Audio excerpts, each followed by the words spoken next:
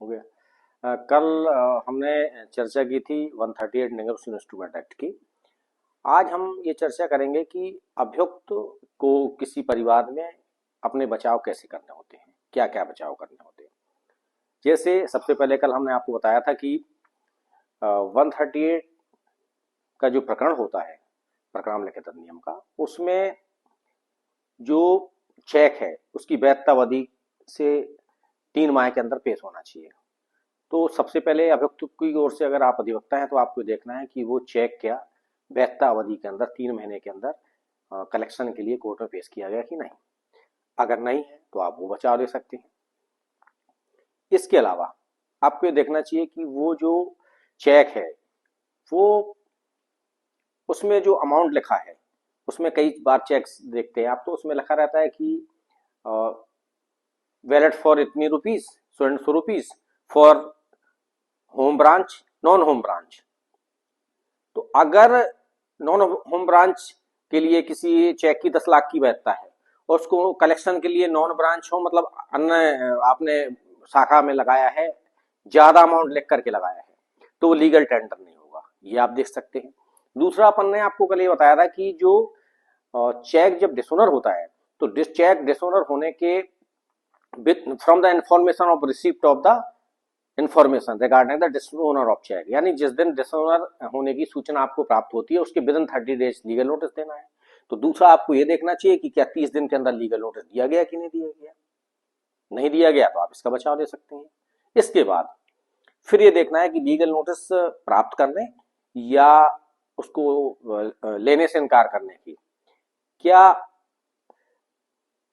16वें दिन के पहले तो नहीं परिवाद पेश किया गया, यानी वो प्री मेच्योर तो नहीं है कि नोटिस पीरियड में ही उसको पेश कर दिया गया। अगर ऐसा है तो आप उसका लाभ ले सकते हैं और योगेंद्र प्रताप सिंह का जो जजमेंट हमने कल बताया था माननीय सुप्रीम कोर्ट का, उसका लाभ ले सकते हैं। साहब ये बिफोर का जो एक्शन हो गया है तो ये प्री मेच्योर है, चलने लायक नहीं है।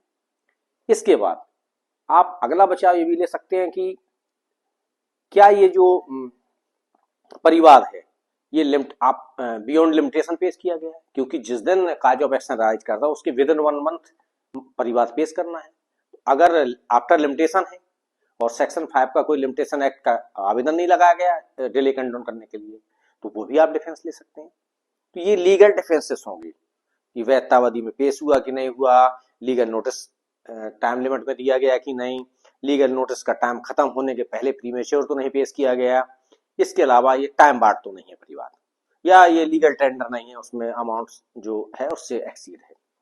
अब इन केसेस में जैसे कल मैंने आपको बताया था कि इसमें जो 139 सेक्शन है वो ये उसमें ये प्रावधान है कि कोर्ट ये प्रिजम्पशन करेगा कि चेक धारक के पक्ष में अवधारणा ये करेगा कि कोई जो चेक जारी किया गया है वो किसी वैध ऋण या दायित्व के अधीन जारी किया गया है जिसको चेक मिला है।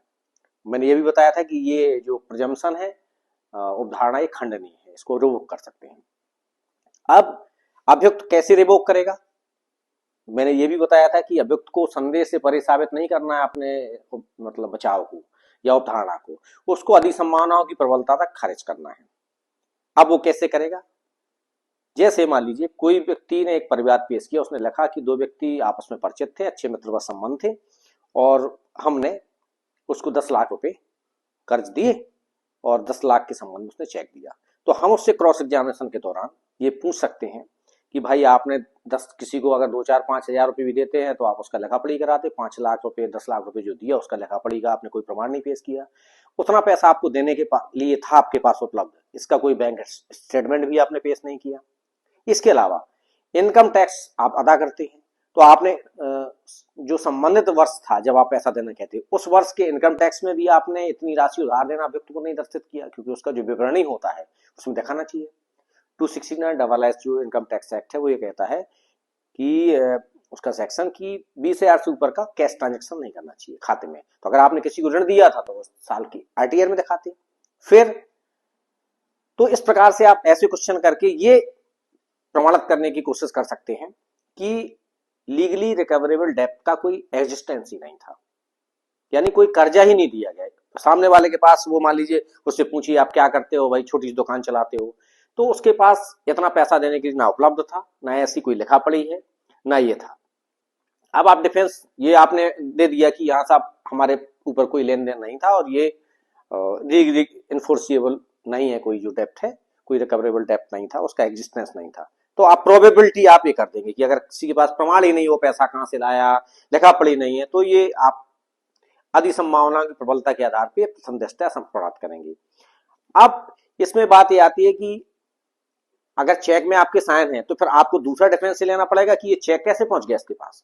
तो इसके लिए आप या तो ये कह सकते हैं कि ये चेक जो था, ये मैं साइन किया हुआ चेक डाल के कहीं जा रहा था और रास्ते में गिर गया।